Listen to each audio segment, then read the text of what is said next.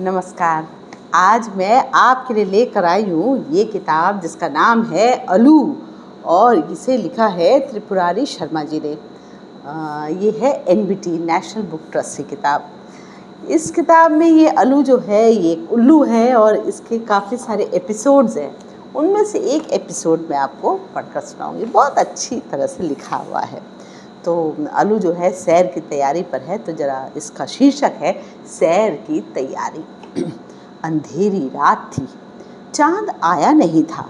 अलू उड़ रहा था, उड़े जा रहा था। उड़ते उड़ते बादलों से जा मिला। एक बादल ने कहा, आओ अलू, चलो चले जंगल के बाहर। अलू साथ साथ उड़ चला। उड़ते उड़ते सोचता रहा, इतना बड़ा जंगल कहीं खत्म हो सकता है, और फिर इसके बाहर कुछ और भी हो सकता है क्या? इससे भी बड़ा जंगल, और बड़ा, कितना बड़ा? अलू जंगल के आखिरी पेड़ तक पहुंच गया। आगे नदी थी और रंग बिरंगे पत्थर। अलू ने पहली बार एक साथ इतने रंग देखे। मन हुआ कि नदी के पास जाए। उसके आगे और आगे। आगे क्या है? चांद का घर? क्या पता। अलू के पंख फड़फड़ाए, पर उसने अपने से कहा, नहीं, आज नहीं, कल जाऊंगा। पता नहीं कितना दूर चला जाऊं। सुबह तक लौट ना पाया तो गिलहरी सोचेगी, हाय कहाँ रह गया। पेड़ उदास हो जाएगा और मेरा घर मेरे बिना क्या करेगा। उन्हें बता दूं कि मैं घूमने जा रहा हूँ, फिर जा सकता हूँ। उसने नदी की तरफ देखा और बोला, कल आऊँगा। घर आकर उसने गिलहरी को उठाया। उसे बताया, मैं दूर घूमने जाऊँगा, वहाँ खूब पानी है। पानी है तो तखबा जाए, सारस बाबा जाए, गिलहरी ने कहा। तुम्हें क्या पता कि वह कितनी सुंदर जगह है। पता है, मैं भी कूदते फांदते देख आई थी उसे। सिर्फ देखना नहीं है, मैं उस पर उड़ूंगा। सोचो, इतने पानी के ऊपर। अलू इतना उड़ना चाहता था। थक नहीं जाओगे? यहाँ डाल डाल पर बैठते हो, पत्थर हैं, उन पर बैठ सकता हूँ। यहाँ बैठे हो, बैठे रहो, गिलहरी डांट रही थी उसे। कुछ भी कह लो, मैं नदी से बोल आया हूँ अब। अलू ने बात खत्म की। गिलहरी क्या करती, मान गई। तुम बस मेरी तैयारी करवा देना, अलू ने कहा। अच्छा, गिलहरी बोली और चली गई। उसके जाने के बाद अलू सो नहीं पाया। जाने का पक्का फैसला कर लिया था, पर यह नहीं सोचा था कि अब क्या क्या साथ लेकर जाएगा। रुमाल के बिना नींद नहीं आती थी। फिर वह गुलाबी पत्थर जिसे खोद खोद कर निकाला था। चोंच टूट सकती थी पर टूटी नहीं, मजबूत जो थी, उसे याद आया। फिर उसके पास एक पेड़ की छाल का टुकड़ा था, वह भी तो साथ रखना जरूरी था, खुजली होने पर काम आता था। रात की रानी ने उसे फूल दिया था, सूख गया था पर था तो फूल। अलू ने सूंघा, खुशबू आ रही थी, उसे कैसे छोड़ दे। फिर उसे मोती मिले थे, वे भी तो बहुत प्यारे थे। खाने के लिए कुछ बेर भी चाहिए होगा। अलू सोचता रहा और उधर गिलहरी दिन भर तैयारी में लगी रही। उसने बेर इकट्ठे किए, खरगोश से गाजर लेके आई, अपने घर से मूंगफली निकाली, छोटे बड़े पत्तों में उन्हें रखा, घास से बांधकर उनकी पोटलियां बनाई। रात होने पर अलू ने अपना सामान एक जगह जमा किया। पत्थर, फूल, पेड़ की छाल, रुमाल, मोती, कुछ भी छूटा न था।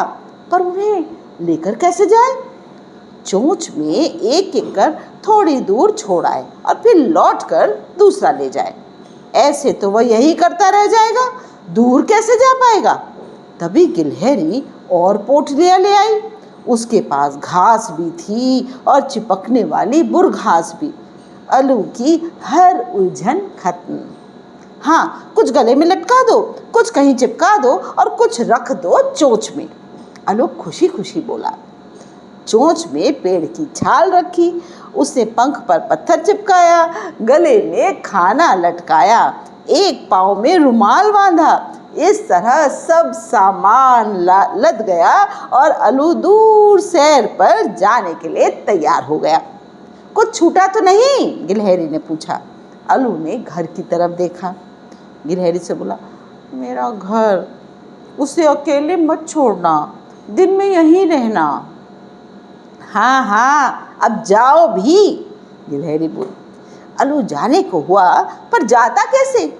उसके पंख नहीं खुल रहे थे। उसने अपने ऊपर इतना सामान लाद दिया था कि भार के मारे उठा ही नहीं जा रहा था।